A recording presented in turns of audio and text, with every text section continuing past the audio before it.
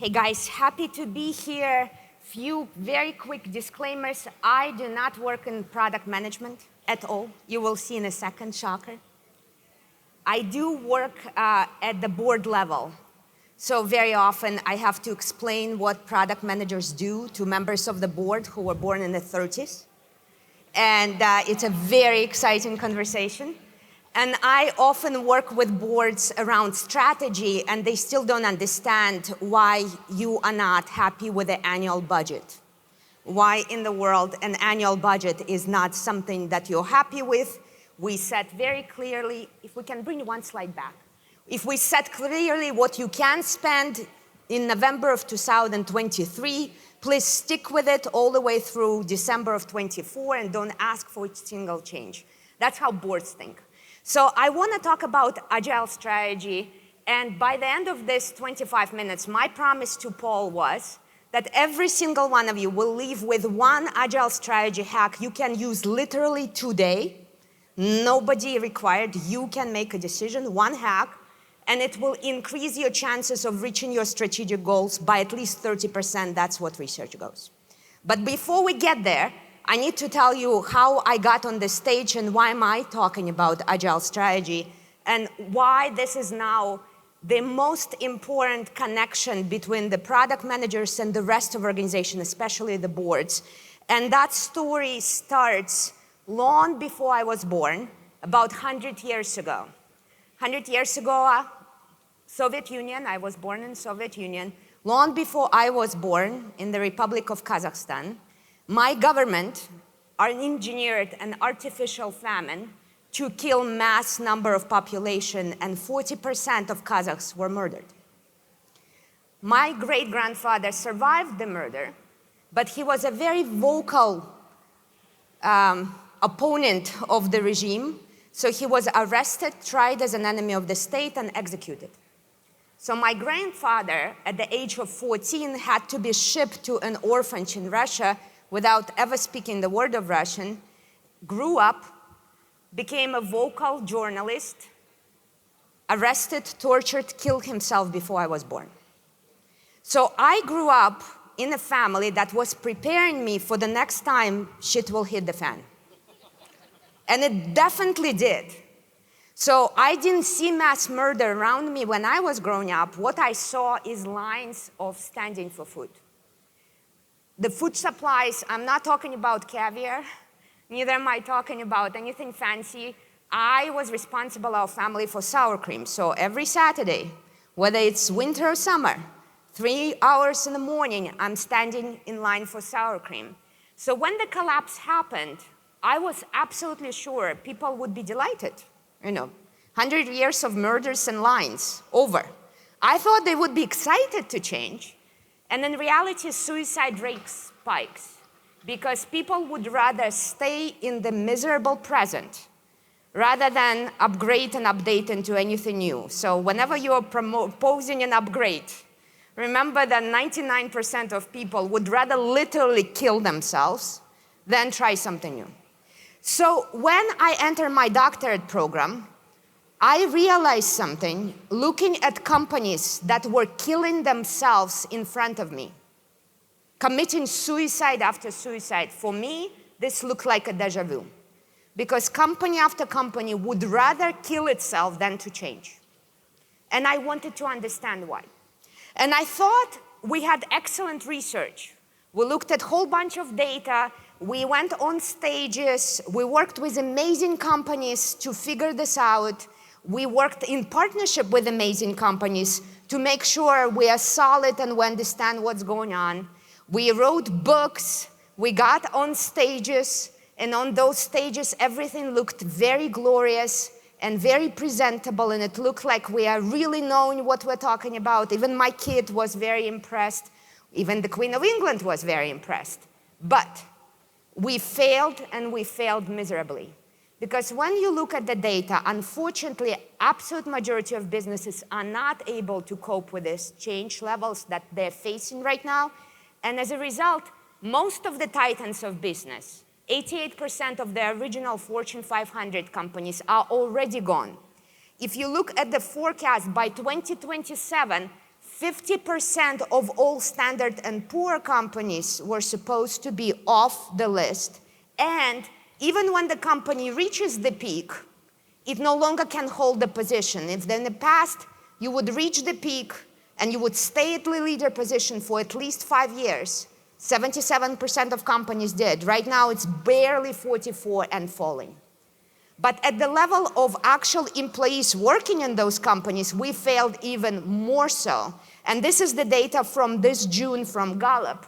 We see now globally around the world, 23% of people are excited and engaged and coping with the level of work inside their companies, but 59% are in the stage of quiet quitting, where they show up at work and they're barely there.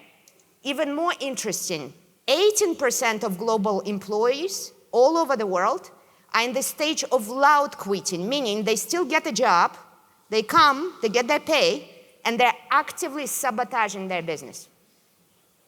That's your customers, especially for those of you in enterprise software, that's your customers. They're in active sabotage. So the question for us, how do we deal with that, and what does strategy have to do with this? Because one of the biggest reasons all of this shit, I don't know how else to say, is happening, is because we are using the tools, including strategy, that were designed for very different world. Most of strategic planning was developed, the modern strategic planning was developed during the post-war era that was relatively stable and relatively predictable. So you could have a 10-year strategic plan, or at least a 5-year strategic plan. Now, I had a client recently who runs a massive agriculture retail business, and he says, Nadya, can you tell me something? You work with banks a lot. So when we are applying for a loan, and we are writing a strategic plan, we know it's complete rubbish. Whatever we put there, every number will change in a week. So any assumption we put there is irrelevant. We are hallucinating. We know it's rubbish. The banks are not stupid. They know it's rubbish. They cannot not know. Why are we doing it?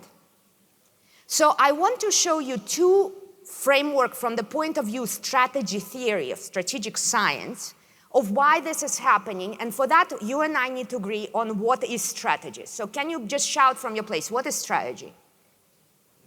Just shout. How to reach your vision. So it's the answer to the question how. Somebody else.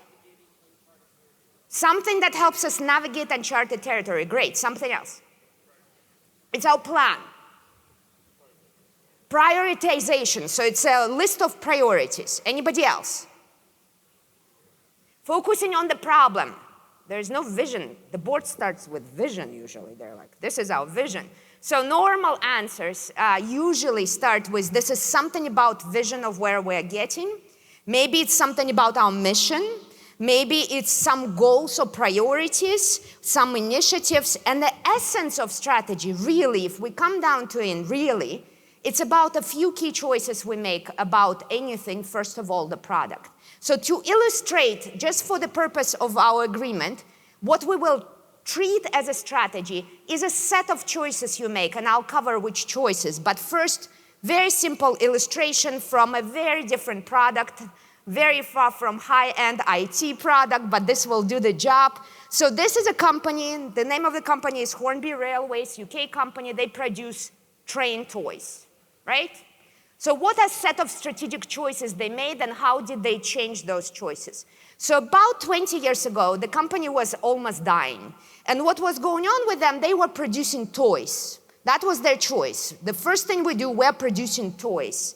And when they started reinventing themselves, they understood that the toys are no longer competing for children, where children now can have massively new type of toys, cell phones, apps, and so on, but their trains are extremely valuable as models for people who still rode trains something like 50 years ago. So we're still selling exact same toys, which is trains, but we now call them models.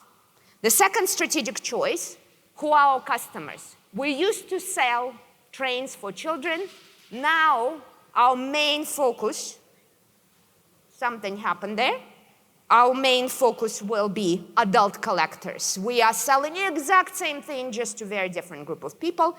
And finally, what was the competitive advantage? We were competing on newness. We were giving something new all the time, new train set, new feature, new something. And now it's exact opposite. We are competing on nostalgia. We're giving you exact replica of the train you driven in 1942 when your grandma took you on a trip. Nothing changed, by the way, exact same trains. The only thing changed is the price share of the company, which went from 35 pounds to about 250 pounds on the sell things. So when we talk about strategy, we really talk about the set of those kind of choices. What are we producing? For whom we're producing? What are the key competitive advantages? And those choices are made in a sequence of events, just a sequence of events. So I want to remind you that there's really two ways to think about how those choices are made. There's a classic way, the way that you probably got taught in your management school or your whatever other school, or great books around the hallway that you could see, which is called the deliberate school of strategy. You may never heard the name, but you will know it now, and you definitely know who the guy who is the king of deliberate school of strategy. And the idea is the following. The choices you need to make. Choice number one, point A, where are you right now? Half of the companies forget this point. So you sit at the board meeting and you ask, where are you right now? And one person says, we are in this place, and another that we're in this place. And the opinion of are we in a good place is very different, because CFO looks at it very different from Chief Product Officer, very differently from Chief HR Officer. So first choice, where are we right now? Starts with basic, where are we with market share? Are we satisfied with it? Where are we in terms of positioning and so on? Second choice, I went too far. I gave you a whole bunch of secrets. I need to come back. Second choice we make is where do we want to land? A kind of point B. So if we have 8% market share, we want to land at 17% market share. Let's all agree. The third choice is how we're going to get there. So we would explore 25 different ways to get there and choose that one. And the deliberate school of strategy says that you need to be deliberate. That's kind of obvious. You need to make all the choices in advance and put them in the very detailed plan, and then break that plan into your annual budget, and that budget into your quarterly budget, and then you just march until you're done. And you all know the father of the deliberate school of strategy, the classic Michael Porter, on every Harvard Business Review cover. Even if you've never heard the name, you are influenced by him more than you can imagine, because almost everything in our society is still operating under deliberate school of strategy framework. The problem, however, is that this framework is no longer working in a volatile world. Let me ask you a question. How more volatile do you think we're becoming, if you were just to give me a percentage? 75% more volatile. I'll give you an answer in a few minutes, but just make a guess. Compared to last year, 85, 99, 5% negative. It's less volatile this year than before. That's, you guys are lucky. This is great. So the problem is, whatever is the percentage, and I'll show you the percentage, is we're definitely more volatile. Things are more unpredictable. Supplier pricing is changing. Regulation is changing. Technology is changing. Competitors are changing. So the new school of strategy that was developed in a school next to Harvard, Michael Porter's Harvard, the school next to Harvard, right across the border in Canada. Oh, remember? The check of emergency cell phone alert. Yay! Volatility is here, the right time. Adaptive Emergent School of Strategy. Thank you, government, for checking our emergency systems. They seem to be working. We will be protected. Almost. Almost. Almost. So the emergent school of strategy says you start with a set of assumptions, but you pivot on the way. They didn't use the word pivot in the 70s when the school was written. Wonderful author, amazing, Henry Mintzberg, McGill, best business school of Canada, competing with one of the best business schools, as you can imagine. I have attitudes about Harvard, of US, two very different schools. The problem is that you as a profession, product managers, are living on the right side. And most of the rest of organization where you work and most of your clients are living on the left side. And we need to find some way to meet in the middle. Because the left side wants to march and the right side wants to pivot, pivot, release, pivot, test, experiments, pivot, and they need to meet somewhere in the middle. So the question is, how do we make that happen? So first and foremost, why is the emergent school of strategy is more important today? Because yes, we're getting more volatile, but not by just 75%, unfortunately much more than that. I love this quote from Psychology of Money: the most important plan of every plan is planning on your plan, not going according to the plan. I think this is it. This is the answer. This is what we need to do. I think that's just genius in terms of what we need to do in personal finance or in organizational planning, especially in product planning, absolutely. And why this is so important is because we're getting unusual disruptors. If before we had usual disruptors, our boss or technological disruption or something else, we now get unusual disruptors, COVID, or weather event, and half of our team is unoperational because of snow or fire or flood or something else. Or some sort of scare in the tech world, like the layoffs of last year that were cascading from company to company. Or banking sector suddenly dying on us and one bank collapsing after another. We're getting the kind of 1 in 100 years events, but we're getting them on a kind of weekly basis.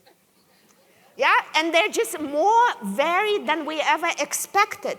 It's like, as I said, my lifetime was preparing me for this, but most of the world is not prepared. So as I ask you how much more volatile and disrupted we are, the Accenture Global Disruption Index measures the level of disruption, and between 11 and 2016, the disruption levels grew by 4%.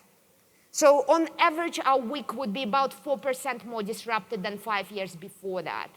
In the following 5 years, it didn't go up by just 75% or just 90%, it actually grew up by 200%. 200%. So if you're feeling more disrupted on a typical week, congratulations, you're normal, you're healthy. It's not you, the world is objectively more disrupted. And it's disrupted across technological, consumer, climate, geopolitical, social, across economic, every dimension. Which means we need to be much more agile in our strategic planning, and the emergent school of strategy, in the modern terms, agile or adaptive strategy, has to become the norm. So how do we make it the norm? We need to understand how often we need to update at the corporate level. Right now, the good news is companies are finally catching on because they're updating more often. All corporations, all products, all brands go through life cycle, you all know that. But the important thing is how often the global level strategy and the business model needs to be updated. We study this at Reinvention Academy. In the 20th century, the average life cycle of a business model, how much you can milk that cash cow and pretty much keep the same business model, was 75 years. You could do the same thing again and again for 75 years. Late 80s, early 2000s, it's suddenly 15 years on average. You can milk the same cash cow for about 15 years. What do you think is the average life cycle across all industries, including monopolies, extractive industries, oil and gas, government? What do you think is the average right now? 9 months, 5, 3. You're all absolutely correct. It varies by industry quite heavily. You see that it ranged, right? So the red is every year or less. And in 2020, that was 16%. The yellow is retail, finance sector. That's every 2 to 3 years, 44%. 28%, that would be manufacturing. That's every 4 to 5 years. But we are at the age where the median number is only 6, including monopolies. And in 2022, every 5th company in the world was reinventing every year or less. Even at this company level, the speed is catching on. So while you are living on the left side of the strategic thinking, most of the world is still stuck on the, well, you're on the right side, emergent strategy. The rest of the world is on the left, traditional strategy. The gap is closing, and you could be the one who helping them solve this gap. How do we solve this gap? 3 hacks, and as I promised, the first hack you can use today in your private life, and you will get massive results. The first hack is how we set our goals. In the traditional deliberate school of strategy, you set your goal in a singular format. So I have a market share 8%, I want the market share of 12%, singular format.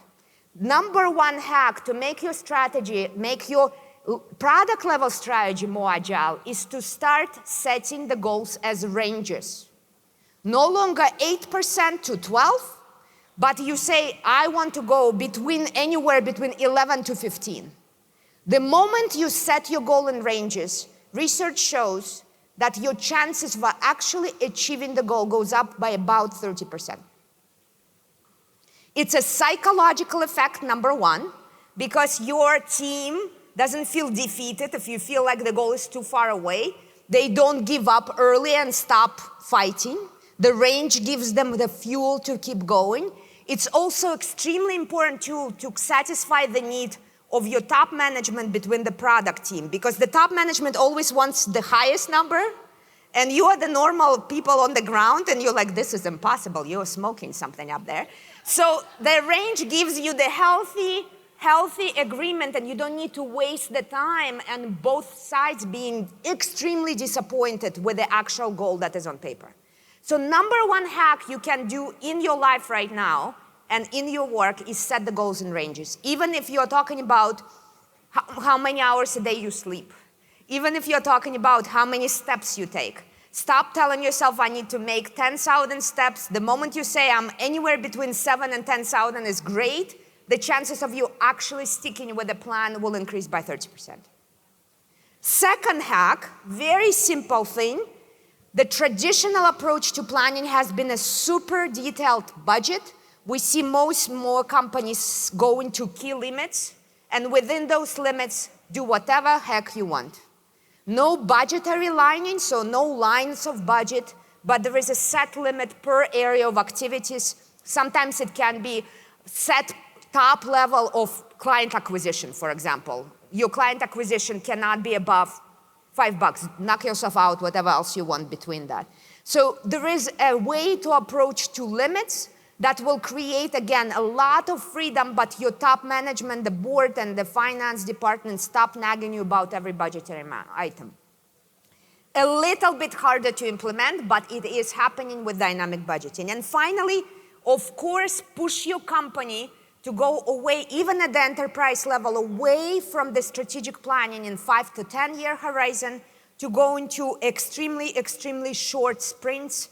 There is no strategic planning now for 10 years. We are all looking at 3 to 6 months, but there is a way to connect it to the greater vision and have a continuity.